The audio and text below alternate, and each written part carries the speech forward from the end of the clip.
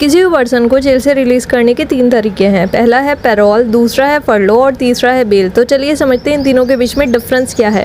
Payroll में jail से एक ऐसे दोषी मतलब कन्विक्ट को रिहा किया जाता है जो ऑलरेडी जेल में अपनी सजा काट रहा है पर अभी उसकी सजा पूरी नहीं हुई है, पर उसे जेल में अपनी सजा काटते काटते 1 साल पूरा हो चुका है और अगर कुछ और कंडीशन भी फुलफिल की जाए तो उसको पैरोल से टेम्परेरी ड्यूरेशन के लिए रिलीज किया जा सकता है। पैरोल के माध्यम से एक दोषी जितनी अवधि के लिए भी जेल से बाहर रहता है उसके कारावास की अवधि में उस अवधि को जोड़ा जाता है। मतलब अपने कारावास की अवधि को पूर्ण करने के लिए उस दोषी को उतनी अधिक अवधि के लिए जेल में रहना पड़ता है जितनी अवधि के लिए वो पैरोल के माध्यम से जेल से बाहर आया था। दूसरा तरीका है फरलो। इसके माध्यम से भी एक कन्विक्ट मतलब दोषी को जेल से रिहा किया जाता है।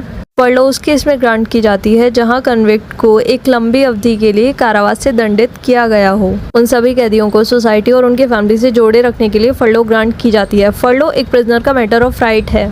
फरलो के माध्यम से कैदी को जितनी अवधि के लिए भी रिहा किया जाता है उस अवधि को उसके कारावास की अवधि में से घटाया जाता है। तीसरा तरीका है बेल। बेल ऑर्डर के थ्रू किसी ऐसे व्यक्ति को जेल से रिहा किया जाता है जिसको केस की किसी भी प्रोसीडिंग में इंक्वायरी, इन्वेस्टिगेशन या ट्रायल जो अभी कंप्लीट नहीं हुआ है अरेस्ट करने के बाद जेल में डाल दिया गया था और अभी तक उसको दोषी करार नहीं दिया गया है। तो उस कंडीशन में उसको कोर्ट के माध्यम से या पुलिस ऑफिसर के माध्यम से बेल ग्रांट की जाती है। आई होप आपको तीनों तरीके पैरोल, फरलो और बेल समझ में आ चुके होंगे।